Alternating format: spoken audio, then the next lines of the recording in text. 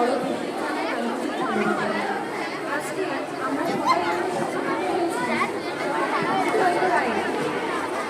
আজকে আমরা সবাই এখানে সমবেত হয়েছি ডক্টর বিধানচন্দ্র রায়ের ১৪২তম জন্মবার্ষিকী উপলক্ষে।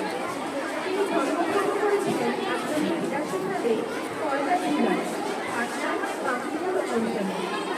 তার পিতা ছিলেন প্রকাশচন্দ্র রায় এবং মাতা ছিলেন অপরভামিনী।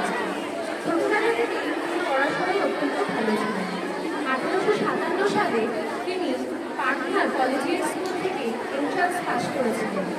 তারপরে পাটনা স্কুল থেকে তিনি গণিতে অনার্স সহ বিএ পাস করেন। এরপর শুরু হয় চিকিৎসার প্রতি তার আকর্ষণ এবং যান কলকাতার মেডিকেল কলেজে। সেখানে তিনি ১৯০৬ খ্রিস্টাব্দ নাগাদ এলএমএস ডিগ্রি লাভ করেন এবং সুদক্ষ চিকিৎসক হিসাবে স্বীকৃতিও পান। তারপর উচ্চশিক্ষার জন্য যান তিনি বিলাতে। ১৯১১ সালে বিলাতে অত্যন্ত পারদর্শিতার সহিত তিনি এমসিআরপি ডিগ্রি লাভ করেন এবং এফআরসিএস ডিগ্রিও পান। এরপর ১৯২২ খ্রিস্টাব্দ নাগাদ তিনি পদার্পণ করেন রাজনৈতিক জগতে। কলকাতার মেয়র পদে তিনি পরপর ২ বছর নির্বাচিত হয়েছিলেন। এরপরে ১৯২৯ খ্রিস্টাব্দ নাগাদ তিনি নিখিল ভারত কংগ্রেস কমিটিতে যোগদান করেছিলেন এবং ১৯৩৪ খ্রিস্টাব্দ নাগাদ তিনি বঙ্গীয় প্রাদেশিক কংগ্রেস সভারও সভাপতি নির্বাচিত হন। ১৯৪৮ খ্রিস্টাব্দে লাভ করেন পশ্চিমবঙ্গের মুখ্যমন্ত্রীর পদ। প্রখ্যাত চিকিৎসকের পাশাপাশি সুদক্ষ রাজনীতিজ্ঞ হিসাবে তিনি সমগ্র ভারত জুড়ে চিরস্মরণীয় হয়ে রয়েছেন। তার অপূর্ব কর্মধারা বহু বিচিত্র পথে এই সময় থেকে বিকশিত হওয়ার সুযোগ লাভ করেন। তিনি চিত্তরঞ্জন সেবা সদন, চিত্তরঞ্জন ক্যান্সার হাসপাতাল, তারপরে আরও তিনি বহু শিক্ষা প্রতিষ্ঠান প্রতিষ্ঠা করেছিলেন। বহু শিল্প বাণিজ্যের সঙ্গেও তিনি যোগাযোগ রেখেছিলেন।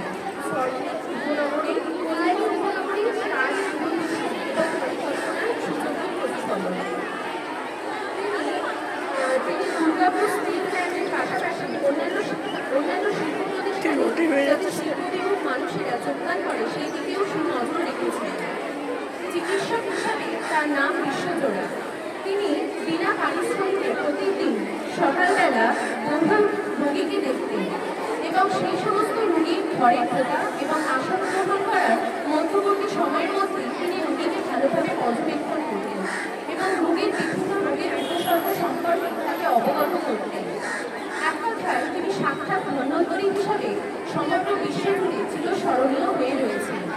১৯৬১ খ্রিস্টাব্দ নাগাদ তিনি ভারতরত্ন উপাধিতে ভূষিত হন এবং ১৯৬২ খ্রিস্টাব্দে ১লা জুলাই তিনি আমাদের সকলকে ছেড়ে পরলোক গমন করেছিলেন।